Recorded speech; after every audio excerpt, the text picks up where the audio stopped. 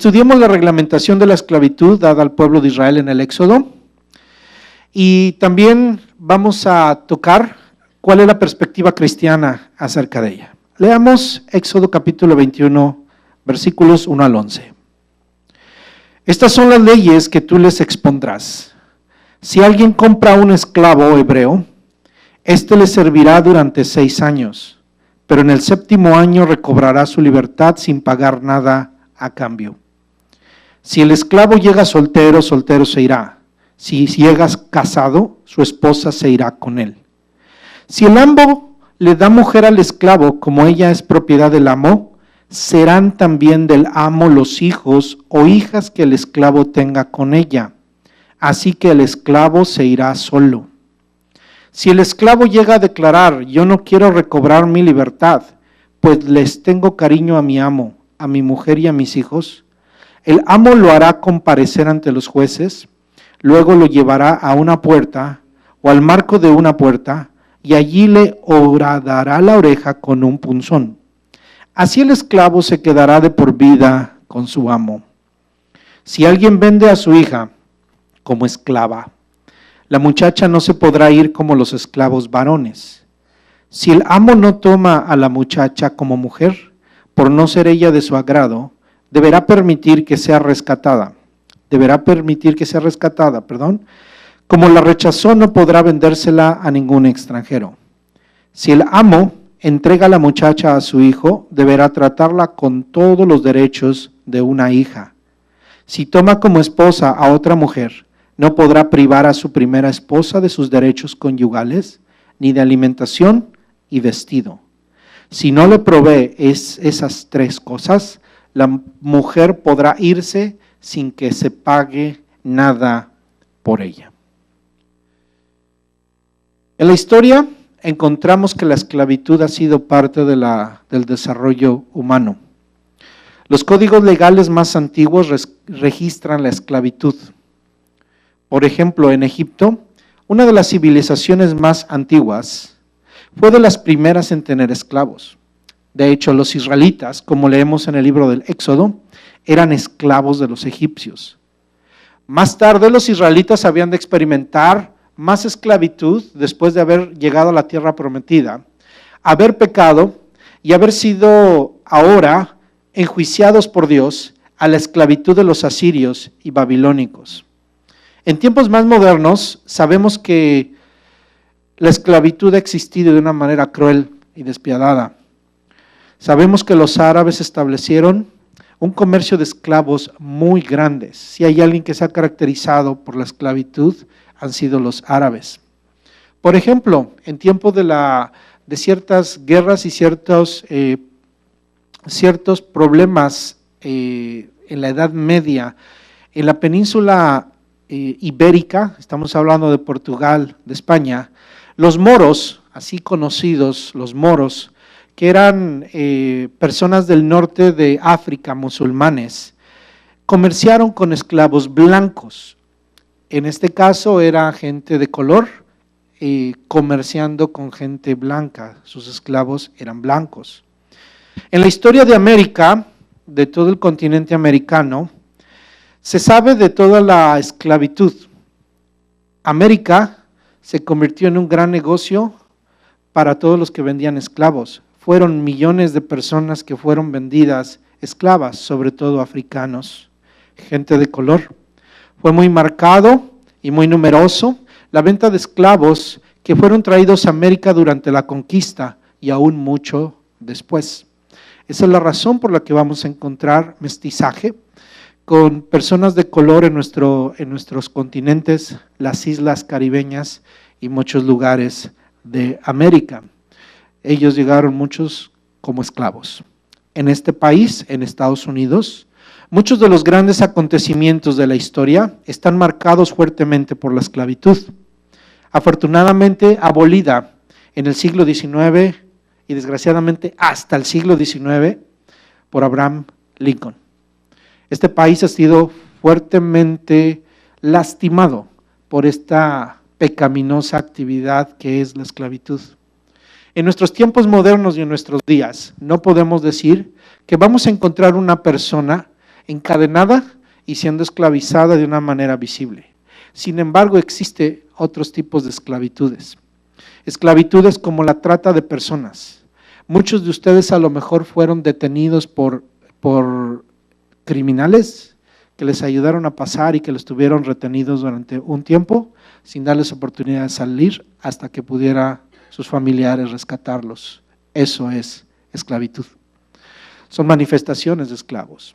Se sabe de tratas de personas. Muchos niños, muchas señoritas desaparecen en diferentes países, diferentes naciones y aparecen aquí siendo tratadas como esclavas sexuales.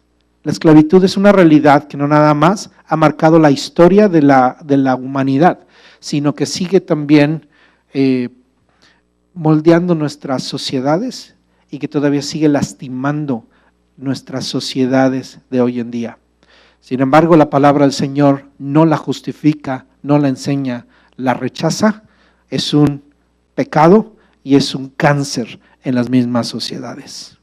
Vamos a ver lo que dice la Escritura acerca de la esclavitud en el Éxodo. La esclavitud a la que se refiere el Éxodo no es la misma a la que nos hemos referido en la historia de la humanidad. Usted, cuando hablamos de esclavitud, posiblemente recuerda las imágenes de gente de color siendo encadenada o siendo lastimada por amos blancos en este país. Posiblemente viene a su imagen muchas películas o muchos documentales que ha visto acerca de la esclavitud, que sobre todo se llevó en estos países sureños de este país. En esas películas o en aquellos documentales en donde se nos habla acerca de la historia y de la liberación y la emancipación de la esclavitud. Sin embargo, cuando leemos de la esclavitud en el libro del Éxodo, tenemos que alejar muchas de esas imágenes.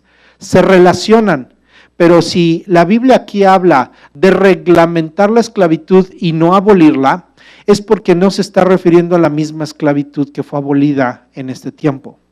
Dios no pretendía ser un Abraham Lincoln, ni Moisés ser un Abraham Lincoln del tiempo del Éxodo, sino que Dios está estableciendo cuál es el corazón de la ley acerca de las personas.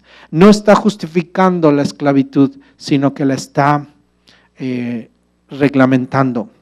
La esclavitud de aquel tiempo puede tener algunas similitudes, pero posiblemente hay muchas diferencias.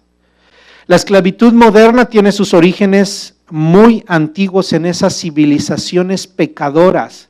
El pecado del hombre, su corrupción y su perversión es lo que ha hecho que la esclavitud de este tiempo y de todos los tiempos no sea lo que Dios está esperando, no es lo que Dios quiere. Sin embargo, la esclavitud de la cual está hablando aquí la ley es muy diferente. La esclavitud que posiblemente nosotros dibujemos o lo que signifiquemos con esclavitud tiene matices de racismo, de opresión y de abuso. Cuando hablamos de esclavitud, definitivamente vamos a hablar de estas tres palabras: racismo, opresión y abuso. Tres palabras que son nada agradables y que no significan nada santo o nada puro. Nada tiene que ver con Dios. Y si la palabra de Dios y la ley de Dios es santa, nada tiene que ver con el abuso, con la opresión o con el racismo.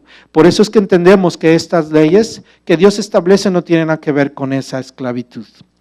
Vamos a ver cómo es que Dios prohíbe esa esclavitud tal como nosotros la concibimos: abusiva, opresiva y racista.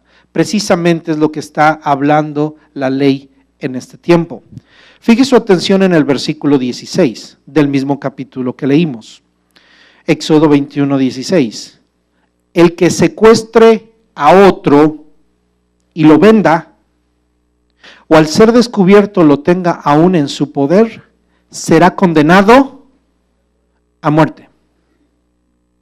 La esclavitud, tal como la entendemos, está prohibida desde la ley.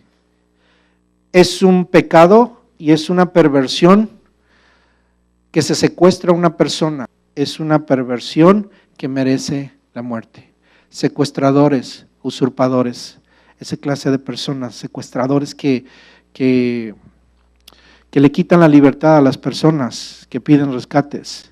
Son personas completamente perversas, para la ley dignas de muerte y juicio. La esclavitud entonces en la Escritura dista mucho de lo que vemos hoy en día.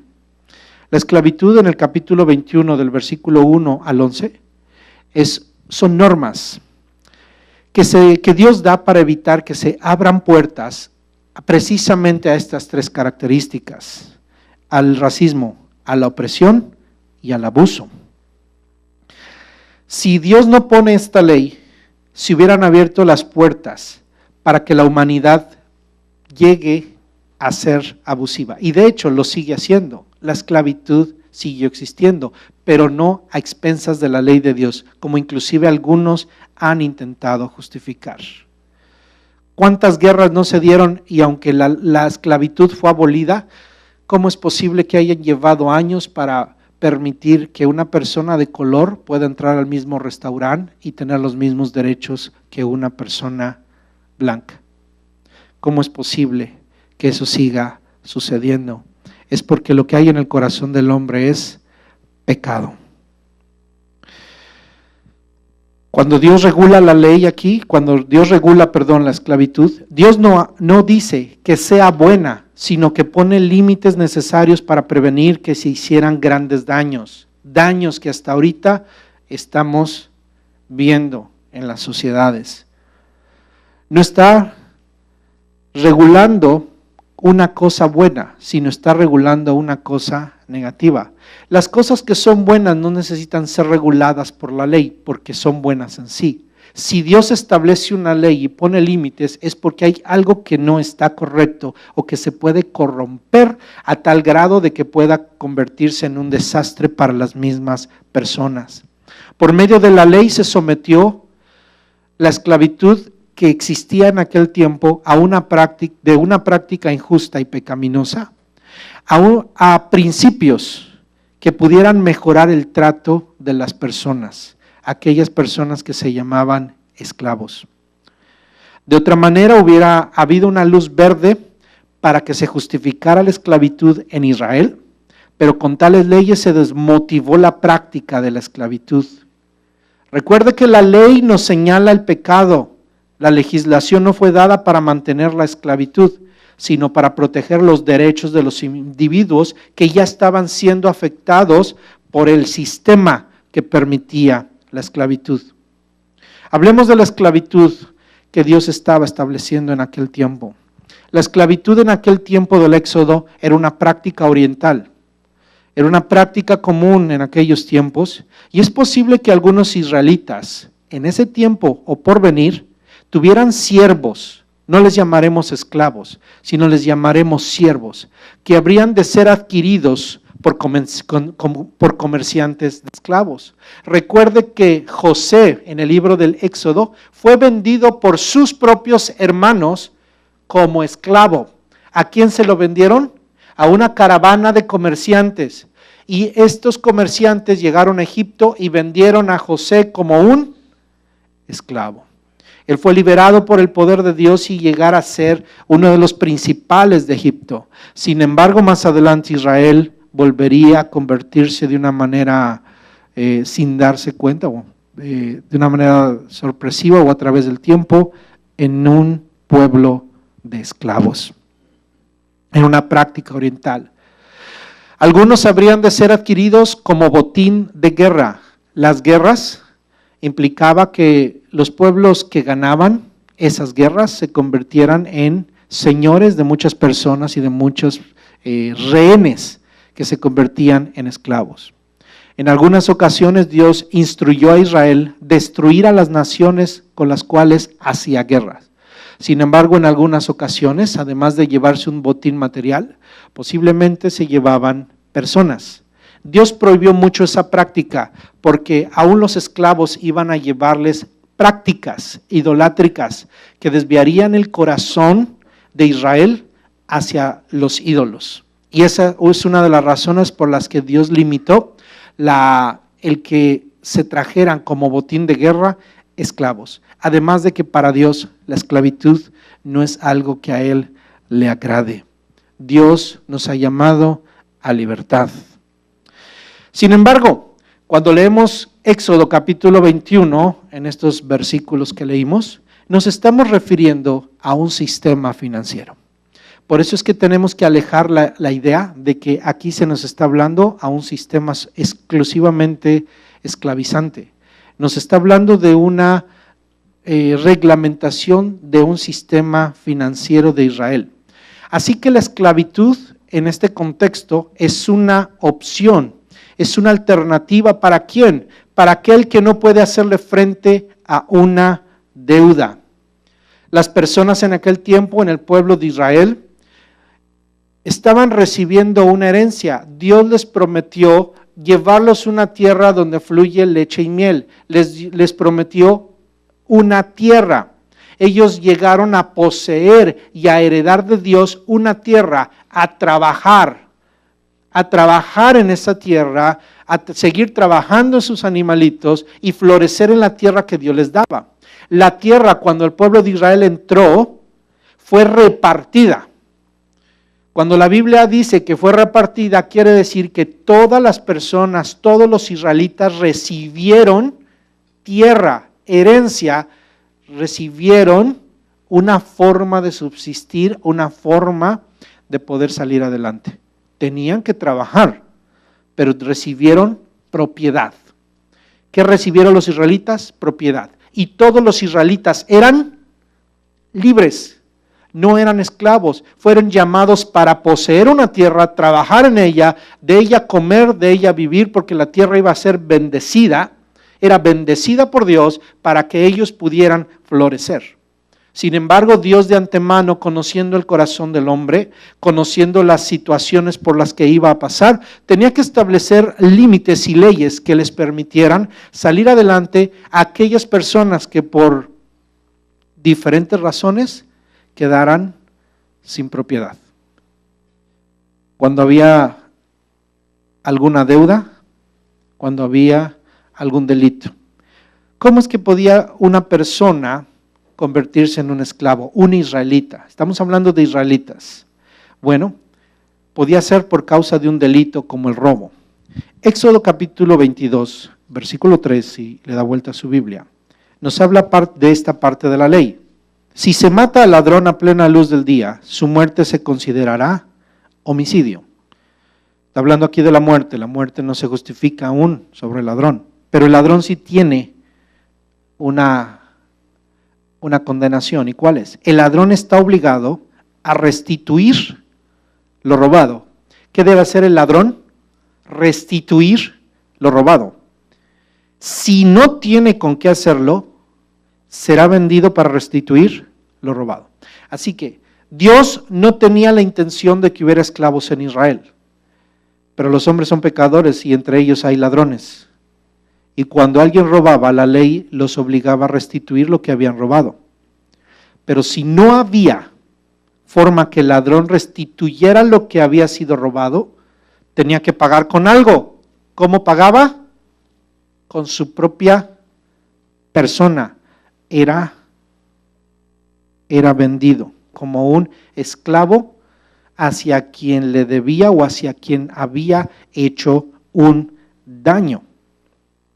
También podía alguien convertirse en un esclavo por pobreza, porque había tenido una mala administración, porque se había endeudado, porque había sido perezoso en trabajar y había llegado a la pobreza, por muchas razones, justificables y no justificables. Realmente en una economía en donde Dios bendecía, donde Dios les había dado propiedad, el pueblo de Israel tenía que florecer. Pero muchas personas iban a terminar en la pobreza. Porque aún por causa de su pecado, porque hay consecuencias en las malas administraciones. Y entonces Dios estaba dando la esclavitud o este esquema como una forma, una opción para que las personas pudieran pagar sus deudas. Cuando alguien robaba, cuando alguien llegaba a no tener dinero para poder sobrevivir, era una persona pobre y la opción que tenía era darse en servicio. Así que esta es la primera regla bíblica de solución a la bancarrota. La palabra bancarrota no existía, la palabra bancarrota es algo muy moderno en nuestros sistemas económicos. Las empresas hoy en día, grandes empresas, cuando no pueden hacerle frente a sus deudas y pagarle a sus acreedores, legalmente se apegan a lo que es la ley de la bancarrota, en donde la misma ley protege a las empresas y a los acreedores y se mete en medio de ellos para asegurarse de que la empresa no es lastimada legalmente, pero al mismo tiempo los que le prestaron puedan recuperar lo más posible de esa empresa. Porque simplemente la empresa dice, yo no puedo hacerle frente a mi deuda, yo no puedo seguir pagando porque ya hoy esta empresa no puede seguir operando. Usted ha oído últimamente de grandes empresas quebrando. Usted ha oído de Sears, está quebrada. Actualmente están cerrando todas las tiendas de Payless Shoes. Está quebrada. Toys R Us está quebrada. Y todas esas grandes empresas que hicieron se fueron a las leyes de bancarrota y todos sus acreedores están recibiendo. Por eso usted va a las tiendas que están cerrando, compra barato porque están recuperando la gran cantidad de dinero que necesiten para poderle pagar a todos aquellos bancos y aquellos prestamistas a los cuales les deben dinero. Hablemos de las personas, de usted y de mí. Podemos estar en bancarrota, ¿cuándo? Cuando debemos el carro, debemos la casa, debemos las tarjetas y no tenemos trabajo. Estamos en bancarrota.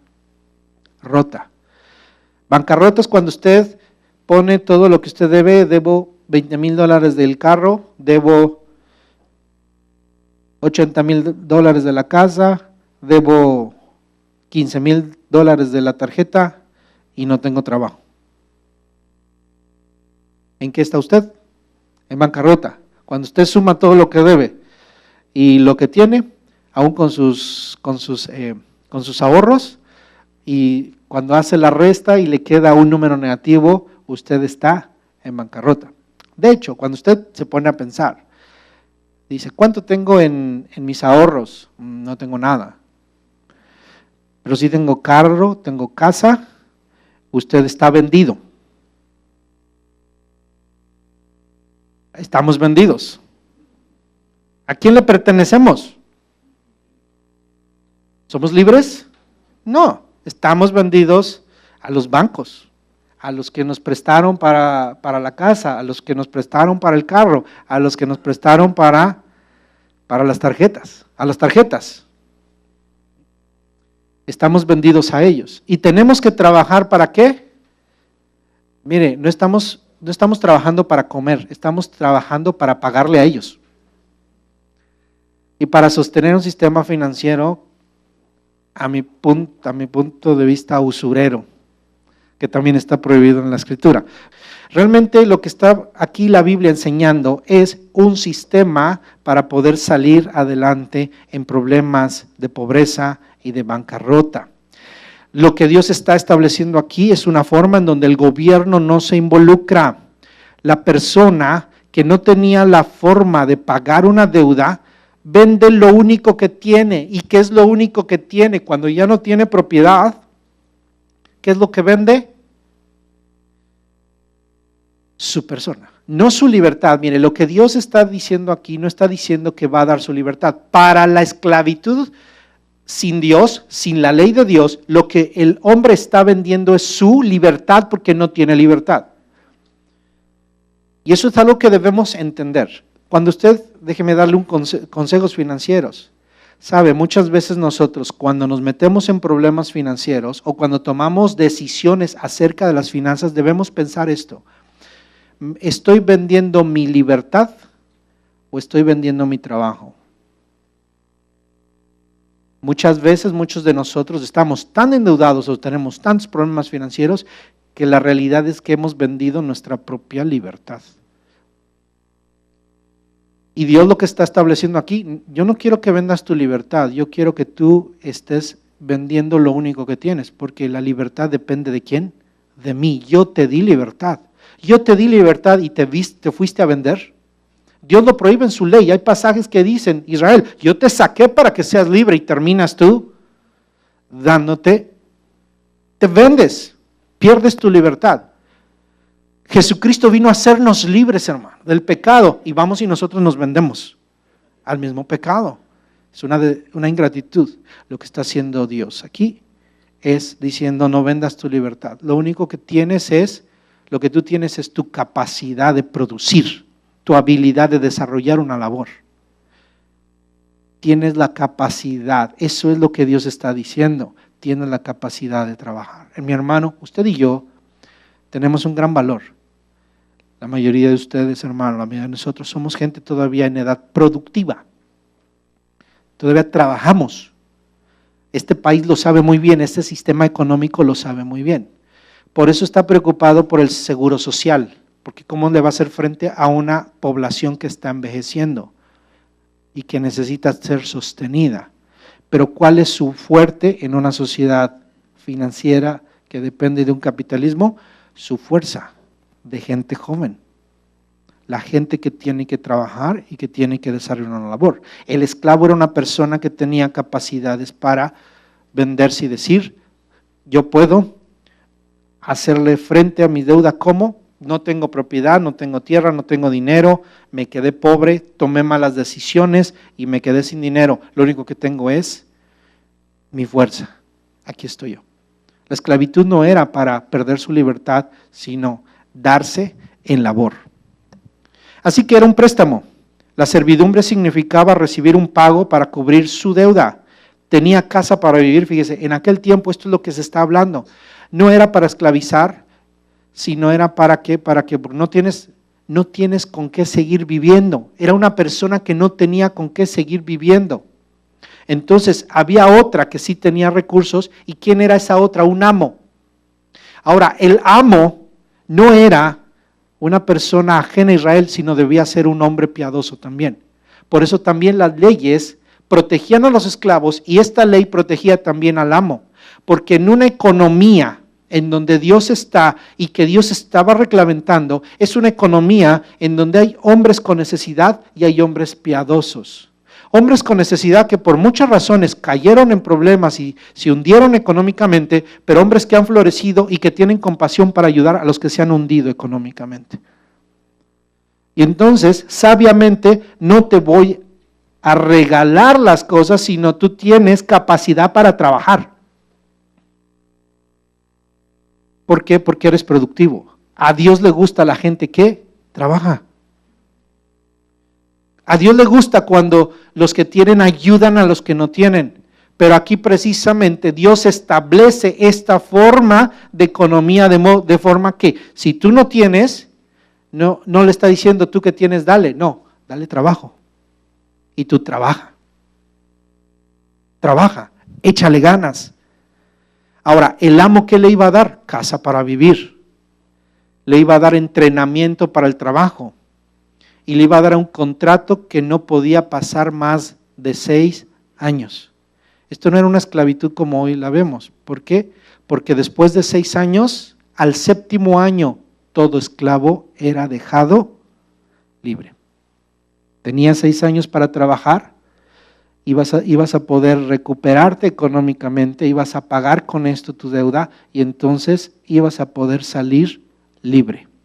Era una ley que todo esclavo al 7º año era dejado libre. Y al año 70, el año del jubileo, todos los esclavos, todos eran dejados libres. ¿Qué quiere decir eso, hermano? A Dios no le gusta la esclavitud. Y era necesaria para poder recuperar la economía del pueblo. Hermano, Dios es más sabio que nosotros en las economías. La economía de las naciones son muy complicadas, pero Dios es más sabio que todo eso. Si Él da tierra, si Él les dice, vas a heredar esta tierra, yo te voy a bendecir, tienes mi bendición, solamente cumple mis leyes. Y una de ellas es, a los 6 años libera a tu esclavo, y a los 70 años, este es el día de jubileo. En Israel no hay esclavos. Hoy, hermano, espiritualmente estamos viviendo el año del jubileo de Dios. porque los creyentes ya no, ninguno de nosotros somos esclavos más. Dios ha dado libertad. Por eso Jesús vino a predicar, darle libertad a los cautivos. Y eso sí, son cautivos que están esclavizados completamente. Su contrato era por 6 años, eso lo dice, estamos en el capítulo 21, versículos 2 y 3. Si alguien compra un esclavo hebreo, éste le servirá durante 6 años, pero el 7º año recobrará su libertad sin pagar nada a cambio. Si el esclavo llega soltero, se irá. Así que a los 6 años el esclavo se va, así como llegó. Llegó casado, se va casado. Llegó soltero, se va soltero. No solo se protege al esclavo, sino también la propiedad del amo. Versículo 4. Si el amo le da mujer al esclavo, como ella es propiedad del amo, serán también del amo los hijos o hijas que el esclavo tenga con ella, así que el esclavo se irá solo. O sea, yo me casé, tengo esposa, tengo hijos, ya cumplí mis 6 años, es el 7º año, quedo libre. Ya estoy libre. ¿Y qué esperamos todos? La libertad.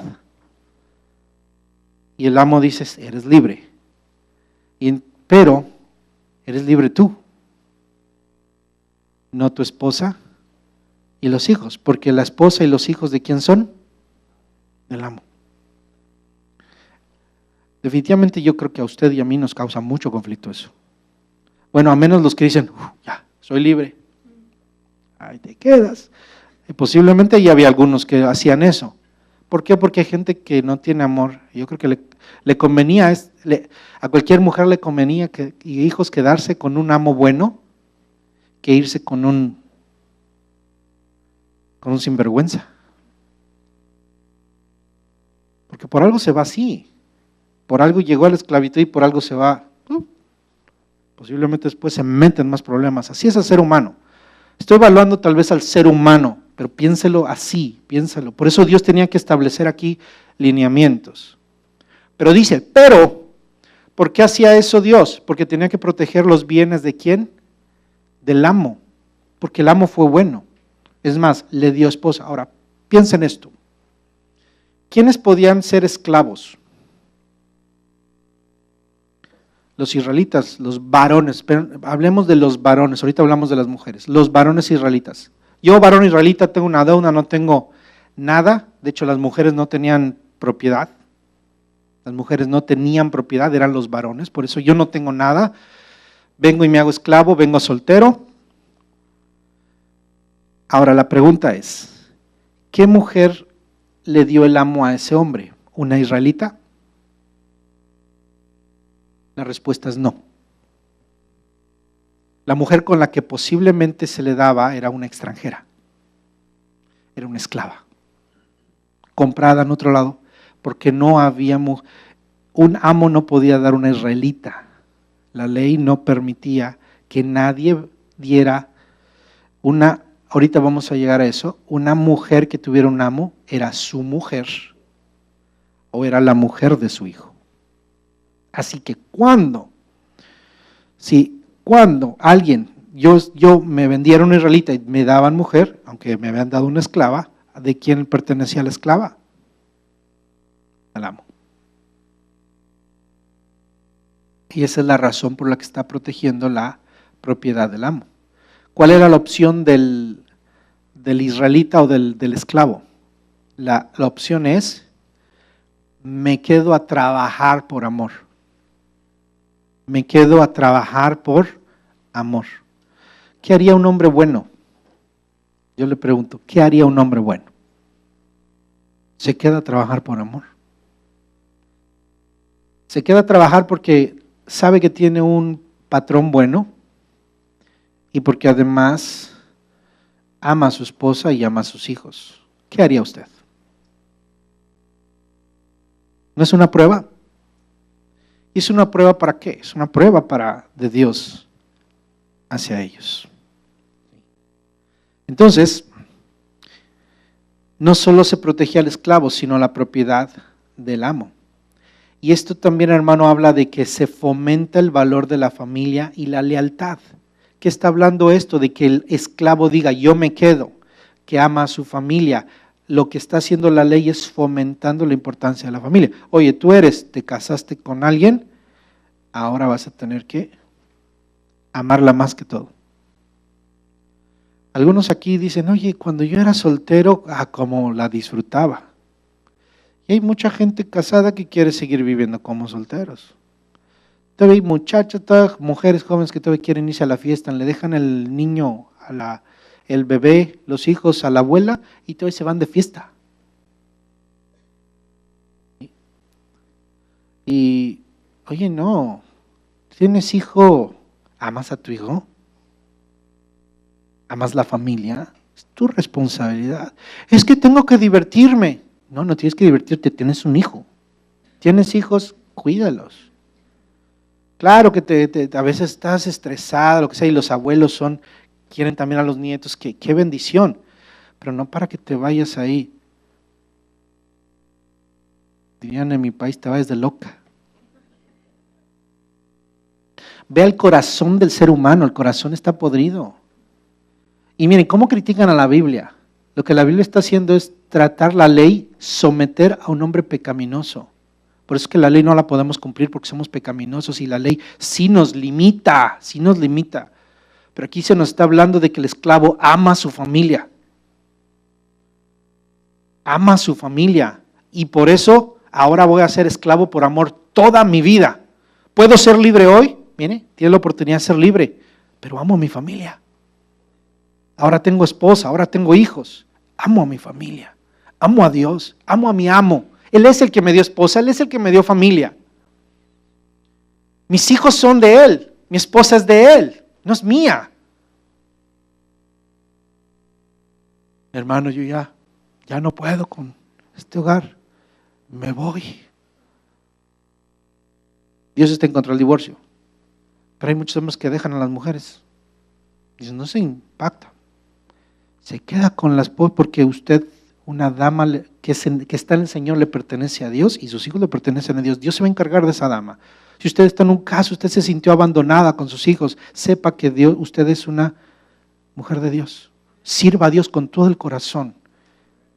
Guarde su corazón para Dios.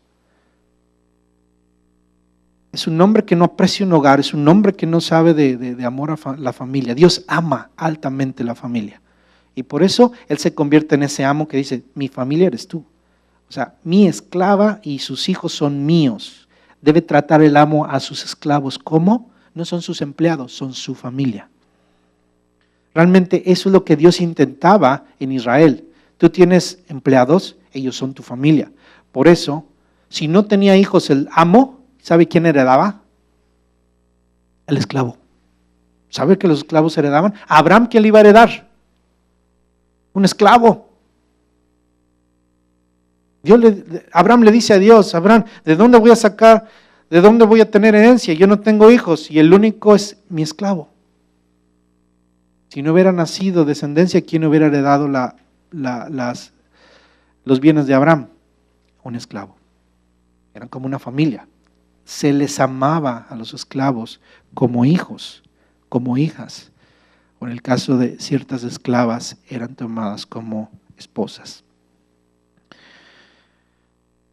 Los esclavos sí eran disciplinados. Versículo 20. Miren el versículo 20. Si alguien golpea con un palo a su esclavo o a su esclava, y como resultado del golpe él o ella muere, su crimen será castigado.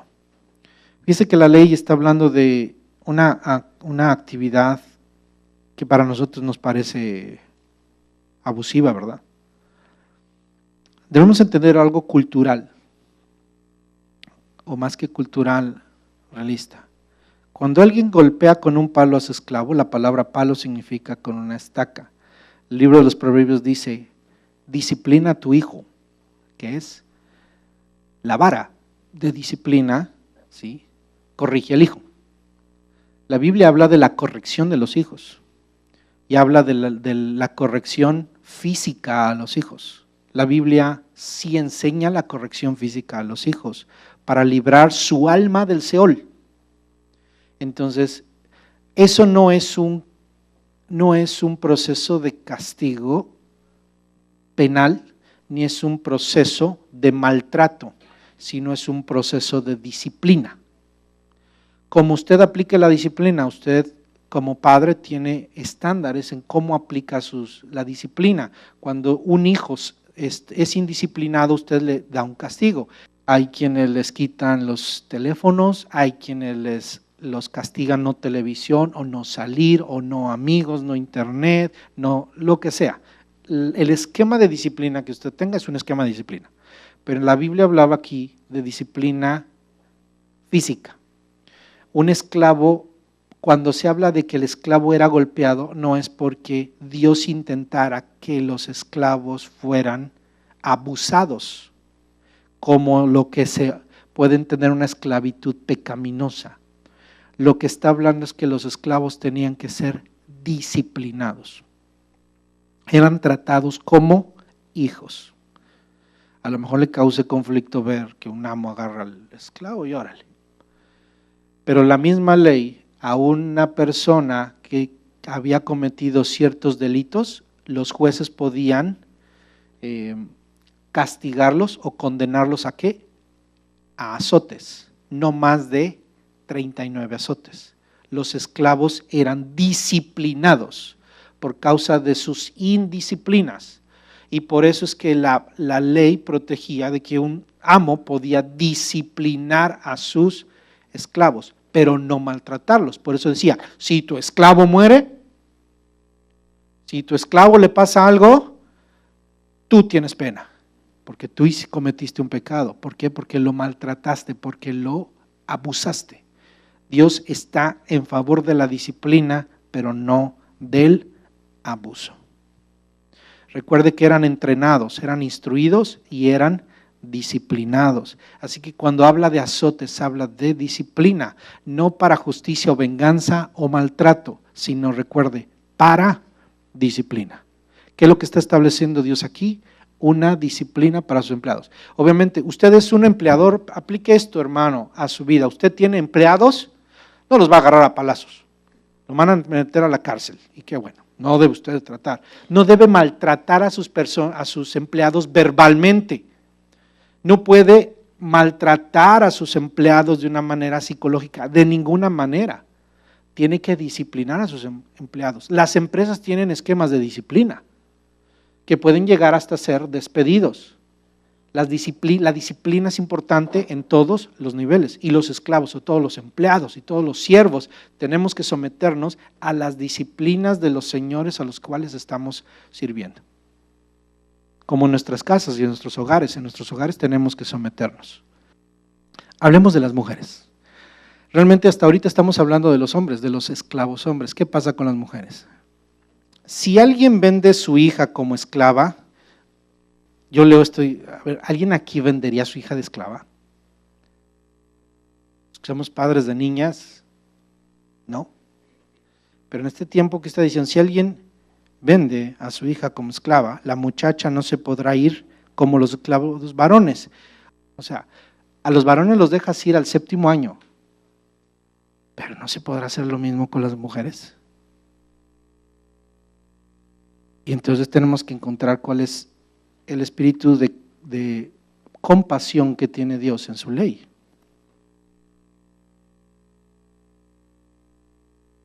Y está en esto, hermano.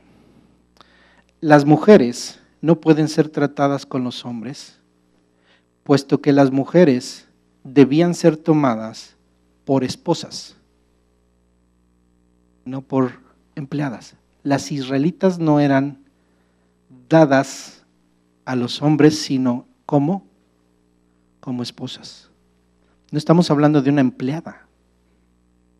No estamos, porque piense esto, las mujeres no tenían propiedad, las mujeres no tenían nada que perder. ¿De quién dependían las mujeres? De sus esposos y de sus padres. Por eso que aquí no dice, si la muchacha se entrega a trabajar porque se endeudó, Era una israelita muy moderna, trabajaba y ganaba su dinero y pues se endeudó, se metió en problemas y pues tuvo que irse a vender de esclava. No era eso. Las israelitas estaban seguras, las israelitas tenían, aquí dice 3 cosas. Una esposa recibía, vea el versículo 11, versículo 10. Si toma como esposa, no podrá privar a su primera esposa de sus derechos. ¿Cuáles son los derechos de la esposa? Derechos conyugales, alimentación y vestido. Es decir, la mujer estaba llena en los aspectos materiales, físicos. Claro que el ser humano necesita más, hay emoción y hay un vínculo espiritual en el matrimonio. Pero propiedad la mujer no necesitaba, porque la propiedad de la mujer dependía de la bendición que Dios le había dado al esposo o a su padre a la cual pertenecía. Así que ¿quién iba a entregar una hija a una persona diferente? Un padre que estaba en la calle, un padre que había perdido su condición económica, que estaba endeudado y no era un pobre, lo único que le quedaba era su hija. Y entonces iba y entregaba a su hija. Así que no vea tan malos a los padres. Ahora, piense esto, es cultural. Esto no está enseñándonos en este tiempo que dice, hermano, está usted endeudado con American Express o con Visa o con la casa y pues, ¿tiene hijas? No está enseñando eso. ¿Sí? No está enseñando eso. ¿Qué está enseñando? A cómo se entregaban las muchachas, no se entregaban a ser un esclavo como los hombres, se entregaban en matrimonio. Porque cuando se entregaban mujeres en matrimonio, los padres recibían dotes. Era parte de lo que recibían. Entonces, aquí la Biblia está diciendo, si alguien vende a su hija, ese término vende nos causa conflicto, está dando a su hija, ¿sí? No se puede ir como esclavos. ¿Por qué? Porque la hija se está entregando, ¿para qué? Para matrimonio. Y usted se pregunta, bueno, ¿y por qué después dice, no se hará como los esclavos varones? Oye, a los esclavos varones después de 7 años los dejan ir, ¿y por qué a las mujeres no? A ver, ¿por qué? ¿Por qué? Porque son esposas y el matrimonio es para toda la vida. Porque el matrimonio Dios lo estableció entre las personas para toda la vida. Si no, imagínense, dirían, no, pues mira, el amo tiene una mujer, en 7 años va a tener otra. Y la pobre mujer, sería un desastre. Y el papá dice, mira, cada 7 años tenemos dinerito. Los hombres, la gente es mala. Se prestaría a muchas cosas horribles y espantosas. Así que, ¿qué es lo que estaba haciendo esta ley? Estaba protegiendo a las muchachas de la explotación sexual. Se estaba protegiendo al matrimonio y se estaba dando el valor del matrimonio para toda la vida. Las muchachas eran dadas como matrimonio, la tomaba el amo, o si no la quería el amo, se la daba ¿a quién? A su hijo, y debía ser tratada no como esclava, sino como esposa.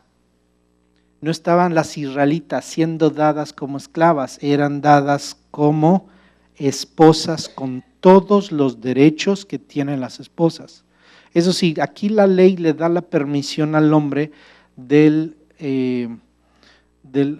los hombres no era el propósito de Dios, pero la costumbre de los hombres era a veces tener más esposas. Y aquí la ley está diciendo, como aquí hay un montón de hombres que son muy machos y tienen varias, a la que te dan la debes tratar como esposa, no le puedes tratar como una mujer de segundo nivel.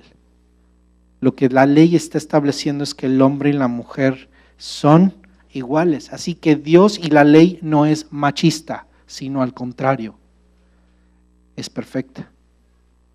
Todo lo que los hombres digan o todo lo que digan es incorrecto. Es probable que el propósito de esta práctica haya sido el deseo de los padres de procurar una situación mejor para su hija.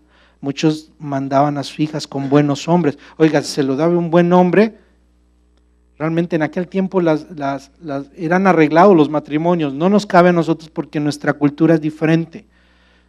Si ahorita usted y yo arreglamos los matrimonios de nuestras hijas, ellas no van a estar muy de acuerdo. Dice, sí te gusta a ti, pero a mí no me gusta. Pero obviamente los padres estaban buscando que ellas pudieran formar parte de una mejor familia cuando había en ellos pobrezas.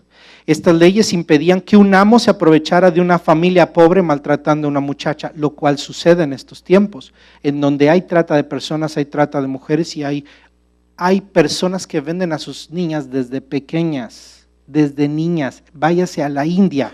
La India es un país lleno de este tipo de práctica. Desde pequeñas venden a sus niñas a los que se encargan de la trata de personas y se convierten en esclavas sexuales en muchos países. Es horrible. Además que esta ley reafirmaba la importancia del matrimonio y el cuidado y la lealtad de los hombres, que la lealtad que los hombres deben tener con sus mujeres. Las mujeres no serían esclavas, sino serían hijas y serían esposas. Bien, la esclavitud no es una práctica cristiana, no es cristiana la esclavitud. Esclavizar, secuestrar o tratar con personas es un pecado, es un pecado. Así que si aquí hay un coyote, deje de pasar personas, de secuestrar personas. ¿Es usted un secuestrador? Deje de secuestrar personas, es un pecado, es una vergüenza, es un horror. Primera de Timoteo, capítulo 1, versículo 10 dice, mire a qué nivel ponen a los secuestradores, a los traficantes y a los esclavizantes. Para los adúlteros y los homosexuales, fíjese, para los traficantes de esclavos, los embusteros y los que juran en falso, en fin, la ley es para todo lo que está en contra de la sana doctrina.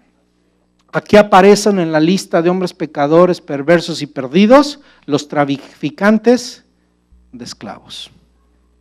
Pablo en algunas ocasiones habla de la esclavitud o pone como ejemplos a los esclavos. Sin embargo, no suscribe la esclavitud, sino que muestra la perspectiva de Dios a ambos lados, de forma de que a ambos lados, tanto a los esclavos como a los amos, se les dice que todos somos iguales en Cristo y que debemos ser tratados con justicia. Efesios 6, versículo 5 dice así: esclavos, obedezcan a sus amos terrenales con respeto y temor y con integridad de corazón como a Cristo.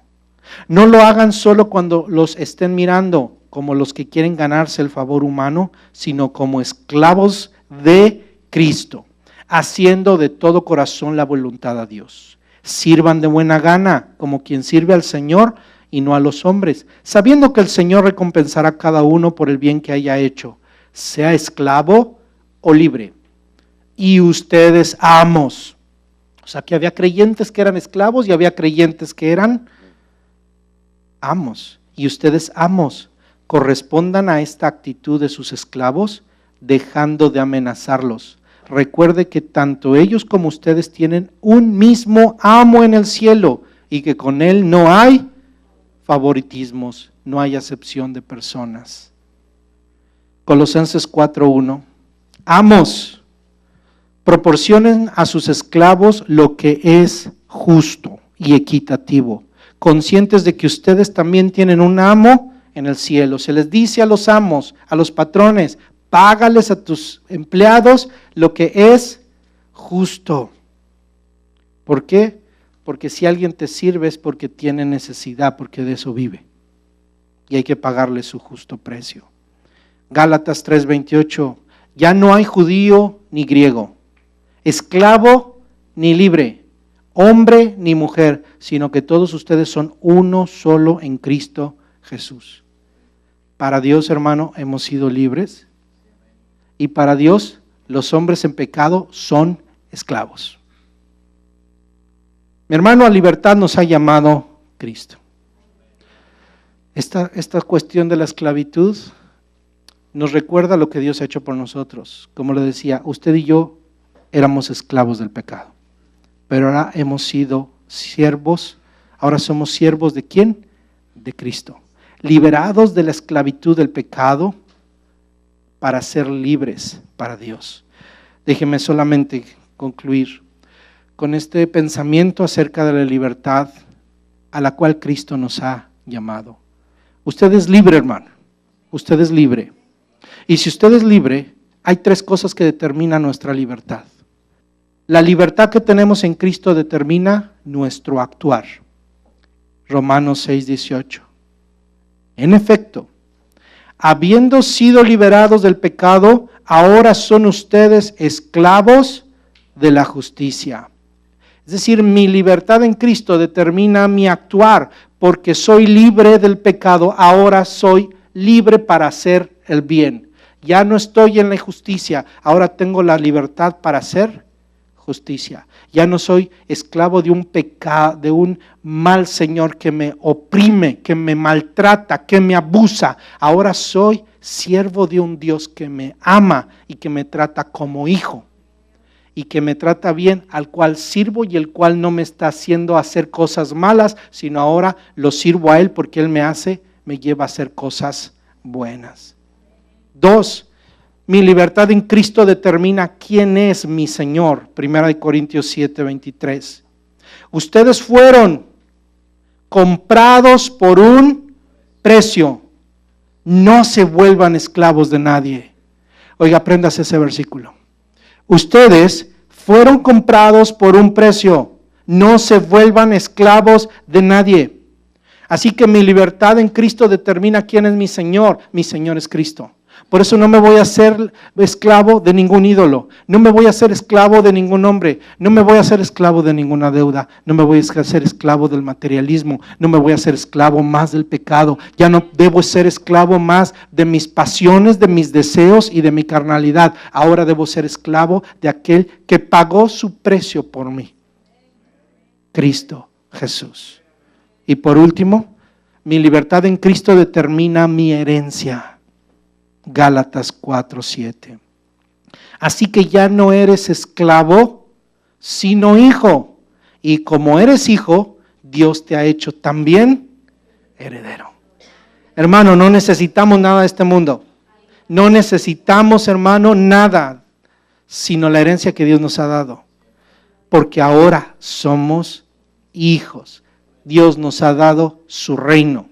Dios nos ha dado la gloria. Dios nos ha hecho libres. Ahora como libres no podemos hacernos siervos absolutamente de nadie. Aquellos no nos dan herencia, nos maltratan y nos usan. Este mundo, hermano, no nos da herencia, nos maltrata y nos usa, nos consume. Pero Cristo nos da un trabajo, nos capacita, nos da casa, nos da familia. Oiga, yo como varón no puedo decir, sino Señor, yo quiero ser esclavo tuyo. Yo me regreso por amor. Yo mejor me quedo aquí. Yo me quedo aquí.